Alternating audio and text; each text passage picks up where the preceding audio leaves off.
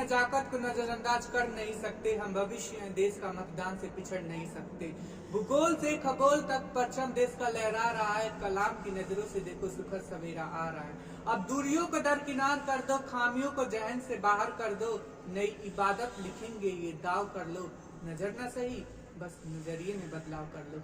आदरणीय अध्यक्ष महोदय, उपस्थित सभी अध्यापकगण और मेरे प्रिय साथियों, मैं अनुराग मिश्रा आज व्यवस्थित मतदाता शिक्षा और चुनावी भागीदारी के विषय में अपने विचार प्रस्तुत करने हेतु सभा में उपस्थित हूँ।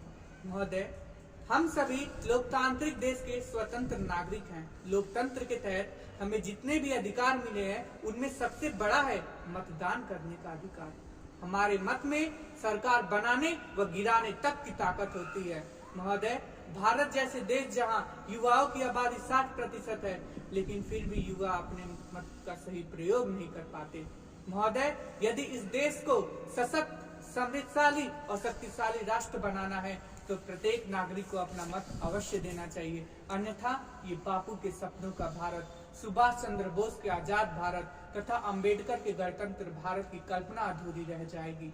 लोकतंत्र की आत्मा मर जाएगी, गणतंत्र की कल्पना मर जाएगी। महोदय, अक्सर वोट न देने वालों में उनकी संख्या सबसे अधिक है जो शिक्षित हैं, जो उच्च पदों पर काम कर रहे हैं, जिनके पास आने जाने के सभी साधन हैं। ये वो लोग हैं जो सोच समझकर सही मतदान करें, परंतु विडंबना तो यह है कि आज भी वो अपने मत का सही प्रयोग नहीं कर पाते। अक्सर देखने में आया है कि मत न डालने वालों में उनकी संख्या सबसे अधिक है जो शिक्षित हैं, जो उच्च पदों पर कार्य कर रहे हैं, जिनके पास आने जाने के सभी साधन उपलब्ध हैं। ये वो लोग हैं जो सोच समझकर अपना मतदान करते हैं, लेकिन इनकी बेरुखी गलत उम्मीदवार को जिताने का कारण बन जाती है। महोदय, एक कहावत है कि भेड़ चाल में डाले गए एक वोट के मुकाबले अक्लमंदी से डाला गया एक वोट अधिक कारगर होता है।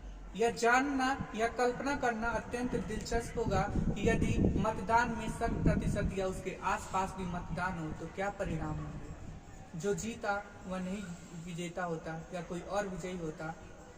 विडंबना तो देखिए ना, यह है कि आज भी वोट प्रतिशत 40 से 60-70 तक ही रहता है। कई बार एकाध जगह कई बार 60% तक पहुंचा हो। महोदय, यह राजशाही जैसा ही है जिसमें बाहुबल को ही सत्ता पाने का अधिकार समझा जाता है। महोदय, दिनकर जी ने क्या खूब कहा है, ये गठबंधन की राजनीति है, ये ठगबंधन की राजनीति है, ये गठबंधन की राजनीति है, ये ठगबंधन की राजनीति है, दिया कहीं का कहीं की बाती है। अरे ऐसे थोड़ी ज्योत जलाई जाती है। सिंहासन खाली करो कि अब जनता आती है, सिंहासन खाली करो कि अब जनता आती है। महोदय, आज के इस नववर्ष में भी लोग यह भूल जाते हैं कि मतदान उनके लिए कितना आवश्यक है। वे मतदान के दिए हुए अवकाश में कहीं घूमने चले जाते हैं और कुछ गरीब लोग तो अपना मत अमीर नेताओं को बेच देते हैं। इसीलिए कद्र करो हर चीज की, नहीं तो पूरे 5 साल, जी हाँ सही सुना, पूरे 5 साल हम पछताएंगे।